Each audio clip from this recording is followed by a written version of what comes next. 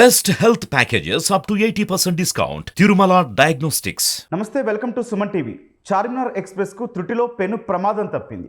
Nampally railway స్టేషన్లో చివరి station కావడంతో అక్కడ ఆగే క్రమంలో భాగంగా గోడను ఢీకొట్టడంతో ఈ ప్రమాదం జరిగింది. దీంతో 3 బోగీలు పక్కకు ఒరిగిపోయాయి. ప్రయాణికులందరూ ఒక్కసారిగా షాక్ గురైన పరిస్థితి. రైల్వే అధికారులు ప్రస్తుతం సహాయ చర్యలు కొనసాగిస్తున్నారు. ఈ ఘటనలో ఎవరికి ఎటువంటి ప్రమాదం అయితే జరగలేదు.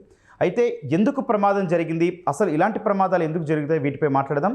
ప్రస్తుతం మనతో పాటు ఉన్నారు railway retired deputy chief engineer Narasimhamurthy గారు. సార్ నమస్తే అండి. నమస్తే అండి. సార్ అసలు ఉదయం లేవగానే అసలు షాక్ గురయ్యాం సార్ చార్మినార్ ఎక్స్ప్రెస్ వార్తతోటి. సార్ రైల్వే స్టేషన్ చివరిది అక్కడికి వచ్చి గోడను ఢీకొనడం ఏంటి సార్? అంటే సాధారణంగా టెర్మినల్ స్టేషన్స్ ఉంటాయి. ఇప్పుడు మనకి చెన్నై, ఢిల్లీ, తర్వాత కలకత్తా, మద్రాసు అంటే ఆ తర్వాత ఇంక ఉండదు అనమాట. అంతవరకు ఏం చేస్తారంటే టెర్మినల్ స్టేషన్ లో ఆఖరిలో రైళ్లు ఈ వెళ్లే లైన్ లూప్ లైన్ ని 2 రైళ్లు అడ్డంగా పది ఒక గోడ కట్టి ఒక 100 మీటర్ల దూరంలో సిగ్నల్ కూడా పెడతారు. రెడ్ సిగ్నల్, డేంజర్ అని రాసి ఉంటారు. సాధారణంగా డ్రైవర్లు యార్డ్ లో స్లోగా, అంటే లాస్ట్ స్టేషన్ కదా, మెల్లిగా వచ్చి 100 మీటర్ల దూరంలో అక్కడ ఆపేసిన తర్వాత వీళ్ళిద్దరు దిగాలి ప్యాసింజర్లు. కానీ చాలా మంది ఏంటి, ఇప్పుడు ఈ చార్మినార్ ఎక్స్ప్రెస్ వస్తే నాంపల్లి ఆగింది, 90% ట్రాఫిక్ సికింద్రాబాద్ దిగిపోతారు. చాలా మంది నాంపల్లి వచ్చిన వాళ్ళు భోగికి ఒకరిద్దరు కూడా ఉండరు, చాలా వెరీ ఫ్యూ ఉంటారు నాంపల్లి.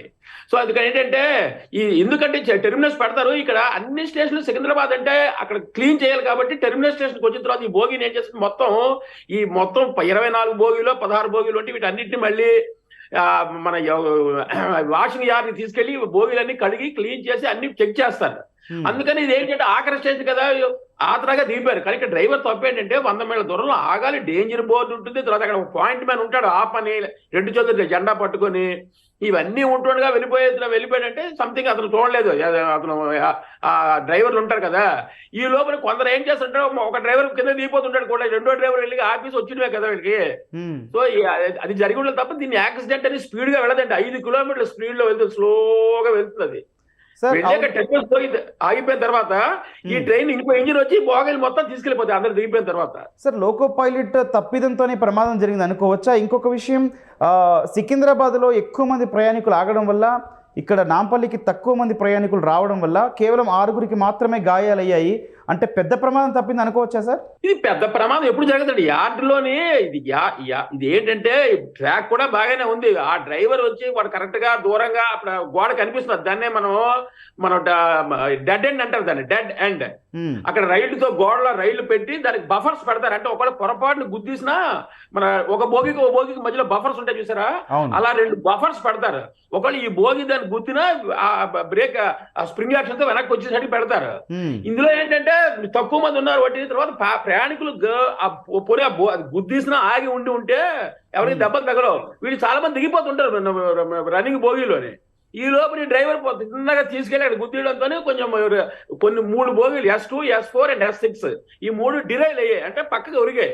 దాంతో తొందర మీద గెంతేయడం కానీ అతను దిగుతుండగా పడ్డం కానీ జరిగి దెబ్బలు తగిలే. కానీ అదర్వైజ్ ఇది 5 కిలోమీటర్ స్పీడ్ లో జనరల్ గా ఇది యాక్సిడెంట్ అంటే దెబ్బలు తగలకూడదు. ఇది జరిగి ఉంది అనమాట. ఇది డ్రైవర్ తప్పిందే 100%. అతను అంతవరకు తీసుకెళ్ళాలి. సార్ అసలు మీరు ఒక రైల్వేలో వర్క్ చేశారు, చీఫ్ ఇంజనీర్గా చేశారు సార్. మామూలుగా లోకో పైలట్ అంటే మన దేశంలో తెలుసండి, కొన్ని లక్షలాది మంది ప్రయాణిస్తూ ఉంటాము, చాలా కేర్ఫుల్గా తీసుకెళ్తూ ఉంటారు. కానీ ఒక్క ప్రమాదం కొన్ని లక్షల మందిని అయోమయంలో పడేస్తుంది, సందేహంలో పడేస్తుంది సార్. సార్ ఇటువంటి తప్పిదాలు లోకో పైలట్ నిజంగా జరగకుండా ఉండాలంటే ఎట్లా ఉండాలంటారు సార్? నిజంగా ఏ ఉద్దేశంతో అంటే ప్రమాదం ఎలా జరిగింది అనుకోవచ్చు సార్?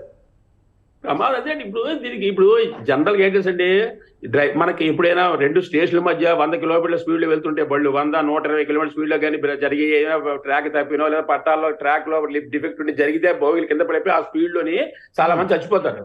ఇది యార్డ్, అది ఎవ్వరూ చాలా స్లోగా వెళ్ళే దాన్ని ఈ పొరపాటు డ్రైవర్ అంత లేదు కంటే డ్రైవర్ కూడా ఇంక దిగిపోతాడు. ఇంకా అయిపోయింది ఆల్మోస్ట్ అతను ఇంటికి డ్యూటీ దిగి వెళ్ళిపోయే సమయంలో అతను ఏ ఫోన్లో మాట్లాడదు, ఏం జరిగిందో తెలియదు. కానీ అంతవరకు వెళ్ళకూడదు. 100 మీటర్ల దూరంలో సిగ్నల్ ఉంటుంది, అక్కడ ఆపాలి, పాయింట్ మీద అందరూ ఉంటారు, అంతవరకు వెళ్ళకూడదు. వెళ్ళి బఫర్స్ గుర్తిసినంత దూరం వెళ్ళాడంటే కంప్లీట్ గా తప్పు. ఇది యాక్సిడెంట్ ఇప్పుడు స్పీడ్ గా వెళ్ళి గుద్దితే అనుకోవచ్చు, వెరీ స్లోగా వెళ్తుంది. ఆ పాయింట్ మీద కూడా జెండాలు పెట్టి ఆపమంటుంటాడు. మరి అది కాబట్టి ఇది డ్రైవర్లకి ప్రతిసారి సెక్షన్ ఇస్తూనే ఉంటారండి, ఎంత జాగ్రత్త ఉండాలి, సిగ్నల్ ఎంత దూరంలో ఆపాలి అని వీళ్ళకి సేఫ్టీ ట్రైనింగ్స్ ఇస్తూనే ఉంటారు. రైల్వేలో లేదు. But these are the rarest of rare incidents అనమాట. బట్ మీరు చెప్పినట్టుగా ఏంటంటే రైల్వే వాళ్ళకి ఇలా ధైర్యం ఉంటుంది కానీ మిగతా ప్యాసింజర్గా ఉండదు కదా, భయపడతారు, ప్యానిక్. అవునండి, అవును. తర్వాత పాసింజర్ డిరైల్మెంట్ అంటే రైల్వే బోర్డుకి వెళ్ళిపోతుంది వెంటనే. Even small incident of a passenger train would be complainted to railway board immediately. Okay. అక్కడ ప్యాసింజర్ ట్రైన్ అంటేను, ఎందుకంటే చిన్న దెబ్బలు తగినా అది మొత్తం ఇండియాలో వెళ్ళిపోతుంది. అదే గూడ్స్ బండి పడిపోయిందంటే బోర్డు అక్కర్లేదు, ఎందుకంటే మనుషులు చనిపోరు కాబట్టి అవి బోగిలు పడిపోతే ఆ లాస్ అంతా మీరు చూసుకుంటారు వెంటనేను. అందుకే వెంటనే ఎంఎఫ్డి అని ఉంటుందండి రైల్వేలో. ఏమైనా చిన్న యాక్సిడెంట్ అయితే ఎంఎఫ్డి అని ఒక క్రేన్ వచ్చి చిన్నది ఒక ఇన్స్ట్రుమెంట్ ఉంటుంది, దాన్ని ఎక్కి మళ్ళీ రీరైల్ చేస్తారు. డిరైల్ అవుతుంది, డీరైల్ అండ్ రీరైల్, మళ్ళీ 3-4 చక్రాలు పక్కకి తప్పుతాయి అనమాట. జస్ట్ దాన్ని మళ్ళీ రీరైల్ చేసి మొట్టమొదటి ఏంటంటే ఏవైతే 3 బోగిలు పడిపోయి మిగతా ట్రైన్ పట్టుకెళ్ళిపోతారు, ఆ తర్వాత ఈ 3 బోగిలు రీరైల్ చేసి పట్టుకెళ్ళిపోతారు. ఆల్రెడీ అది చెప్పారు కదా సిబిఆర్ఓ గారు రాకేష్. అవునండి.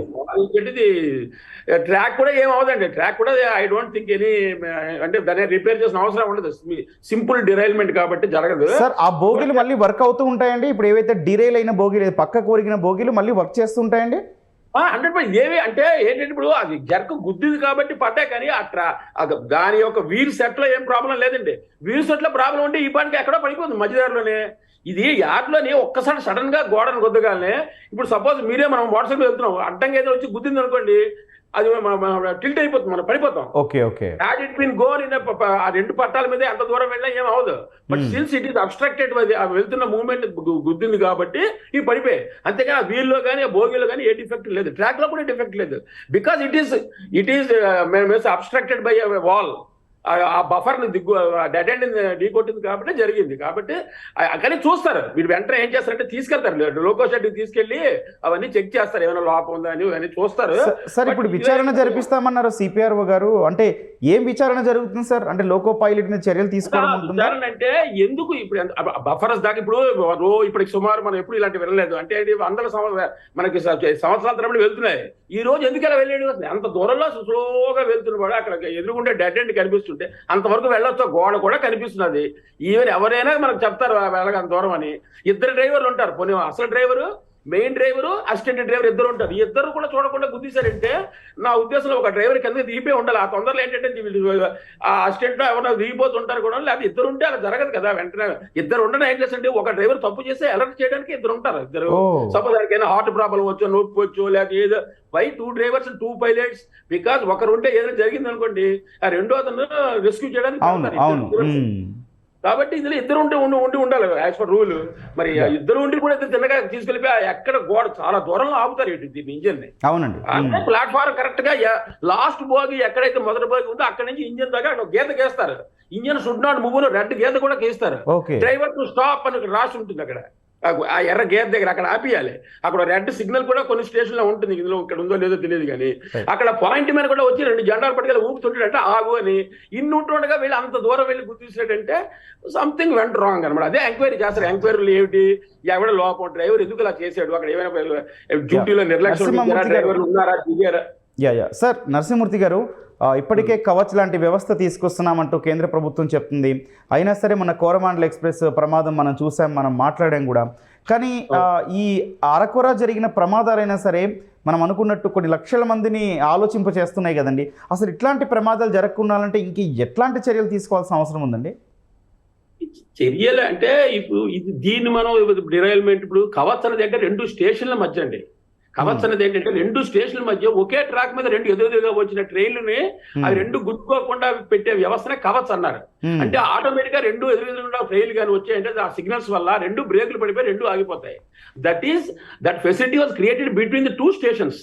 ఇది యార్డ్, అది ఇది స్లోగా వెళ్ళి ఆగిపోయి వెనక్కి వెళ్ళిపోయే ట్రైన్ ఇది కంప్లీట్ గా ఏదో అతను డ్రైవర్ తప్పిదం వల్ల కానీ ఇది యాక్సిడెంట్ కింద తీసుకోరు.